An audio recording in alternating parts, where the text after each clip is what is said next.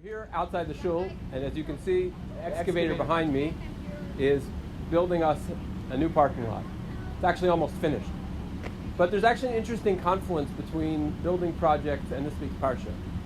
Way back in the 7th century BCE, there was a project where the king of Israel, his name was Yoshiyahu, initiated a renovation project of the Beit HaMikdash, the temple.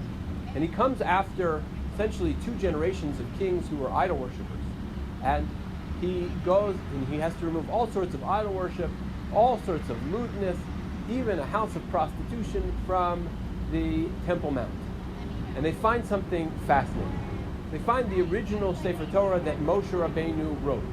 These are stories that you can read at the end of the book of Malachim, the end of the book of Kings. And they open up the book of the Torah for King Yoshiyahu, and what do they say? It says, Yolech Hashem otcha v'et malkacha. They will take you and your king away to a different land, a land which you don't know. They're in a land where they will worship Eitz va'aven. They're going to worship wood and stone. And Yoshiyahu is afraid. He says, is this going to happen to me? And he goes to the prophet Huldah, and Huldah, the prophetess, says, no, it's not going to happen to you, but it's unavoidable.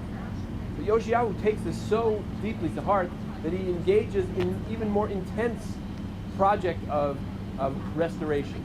He's not content with just restoring the physical part of the temple. He wants to bring everybody back to Judaism. And he sort of deputizes the Kohanim, deputizes all sorts of other people to go out and to educate in terms of Torah and Judaism, and to bring the people back.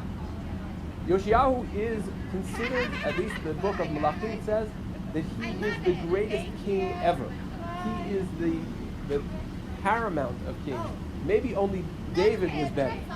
But King Yoshiyahu is brilliant because not only does he understand that the physical edifice needs to be something which is restored, but he has a tremendous confidence in people's ability to change.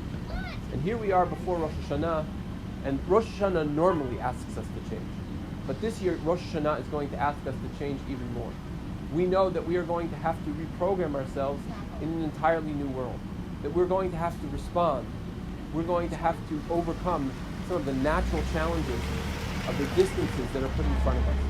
And it is my hope and my prayer that we're going to meet this challenge and sort of remember the episode of King Josiah, his campaign to rebuild the Beit HaMikdash, not just the outside, not just the parking lot, not just the interior renovation, but the personal renovation, the personal improvements that go along. Yes.